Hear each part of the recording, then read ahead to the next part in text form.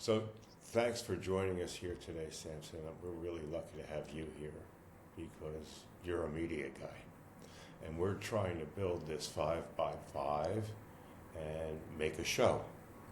So your advice and guidance can help us to define the focus of the show that's going to make it interesting to your colleagues, the physicians and healthcare professionals of the LeagueMed community, but also to get your guidance on the presentation and the format of the 5x5 and how it might work. And so what do you think in general about 5x5? I think it's a great platform, Rich, here that allows expression, right? So everyone has their thoughts, their individual challenges, and their obstacles that they have to overcome and that they have to face. But how do we help doctors understand where they're at now and where they might want to explore other opportunities to branch out, like you said? First and foremost, I appreciate your words, Rich. Thank you. I used to give a lecture to residents and medical students when I was a brand new attending, brand new doctor, fully board certified. And I used to tell them, like, okay, day one, you're now a doctor. Day two, you have to figure out your pathway and how, in essence, to expand your role in and out of medicine. You have to figure that out. Like, that is your number one challenge at this point.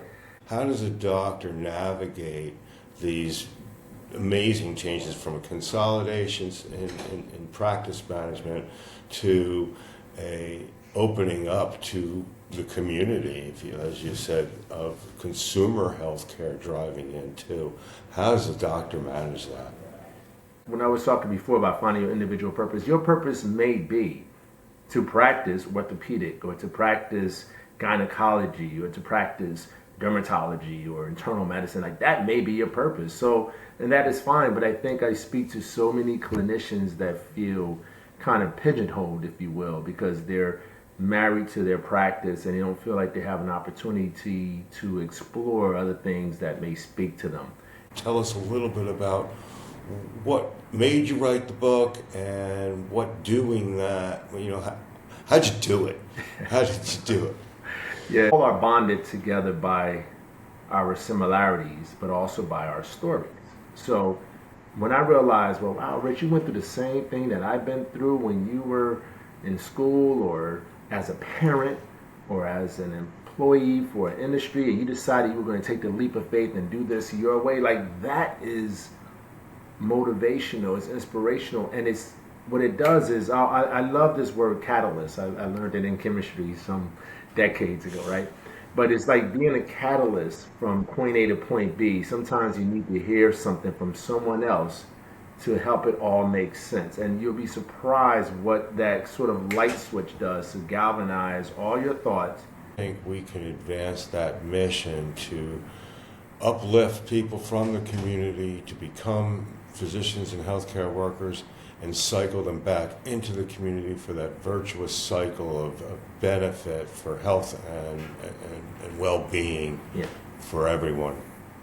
Yeah, no, absolutely. I think it's this sharing stories. Like, sharing stories is just so key. We all, if you really think about it, have been influenced by a moment in your life that somebody said something that really just hit home to you. And probably didn't connect with the person sitting next to you the same way, but for you it really hit a place within your internal fabric to say, you know what, my goal is going to be this. So whatever that internal fortitude was really sharpened that day or really was penetrated in a way that just moved you off your seat to take action.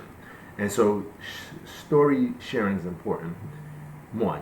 Two, we have to recruit from within. So I think all communities across this country, regardless of circumstance, we have to look within that community and see what talent there is and leave no talent behind, and do our part in helping to motivate and develop and progress that talent. Realistically, when you say that, I think there's a bit of trepidation only because people are like, well, I can't be along for the whole ride. You're not going to be there for the whole ride. That's not the purpose.